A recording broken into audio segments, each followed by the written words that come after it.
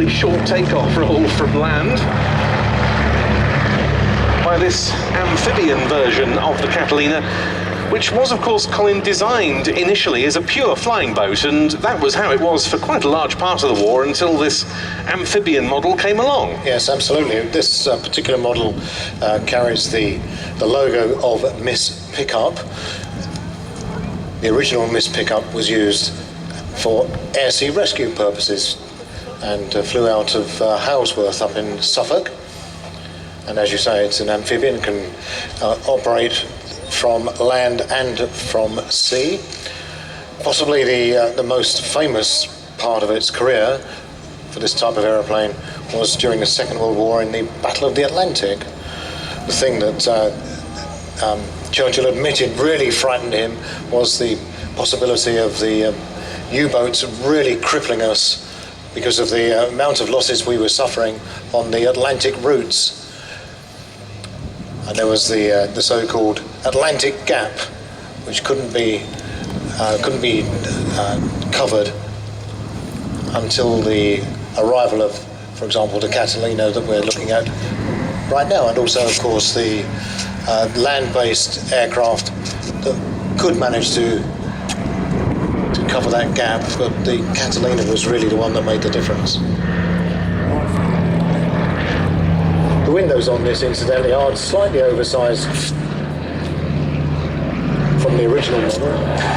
Yes, those big fuselage side blisters you can see on it, those blisters were present on the original Catalinas, but in smaller size and with weapons, with defensive armament in them. These ones on this particular airframe are somewhat oversized because at one stage of its civilian career it was intended for use on flying safaris around Africa, and so they fitted these outsized ones, which provide a quite stunning view from on board. I'm sure.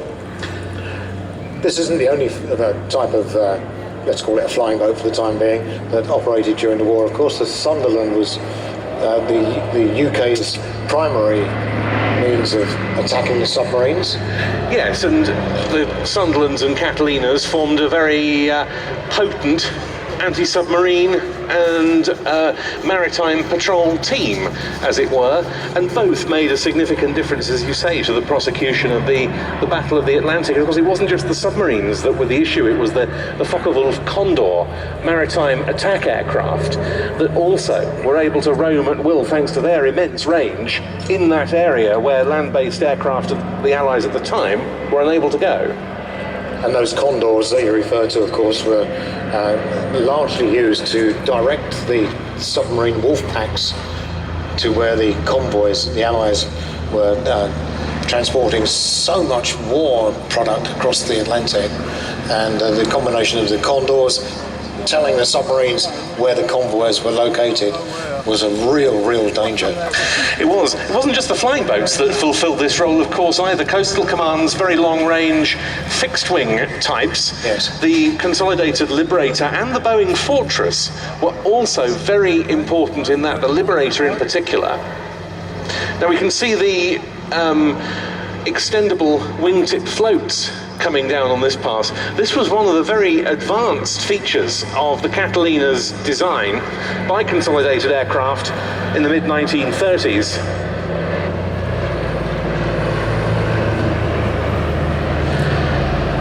Among the others was the use of a so-called wet wing with fuel tankage in the wing, which considerably reduced the aircraft's weight when compared with other methods of tankage.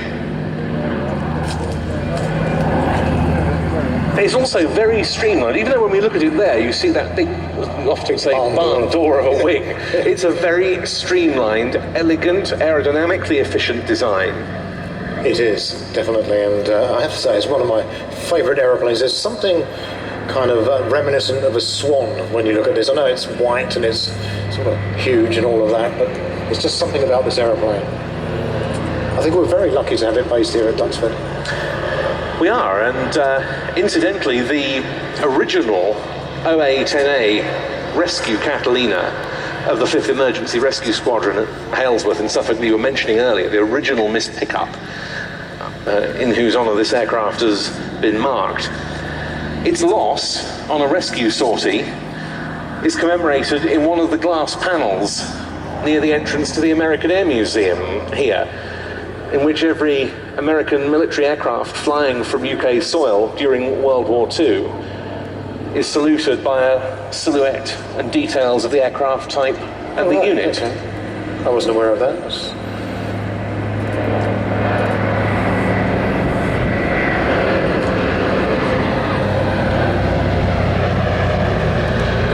They only used them for that air-sea rescue duty, and we're talking, of course, the rescue of downed Allied airmen rather than civilians during wartime.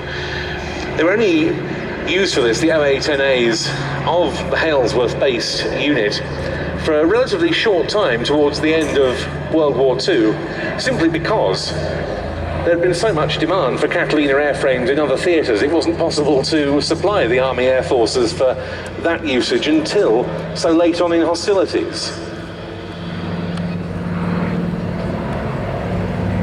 After the war, Catalina's had a career as firebombers, of course.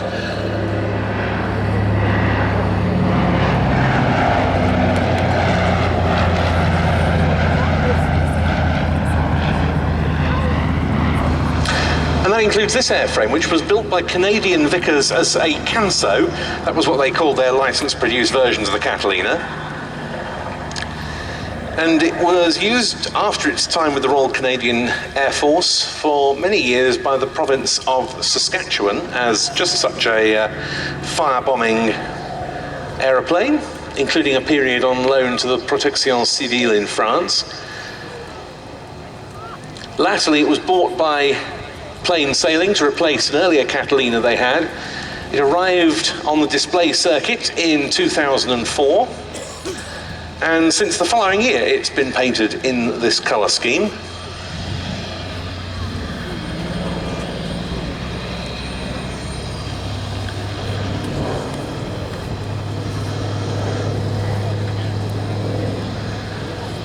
Final pass coming up, and a nice topside run.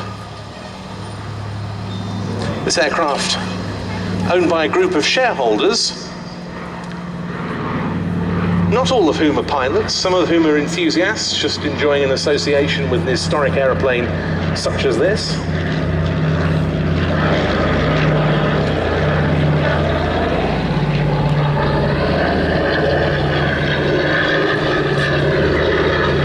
And it's all supported by the Catalina Society, and if you go to catalina.org.uk you can join up and help assist in its operation. Now, we've actually got the third member of the historic helicopters fleet, which unfortunately, due to a snag, was unable to take part in the display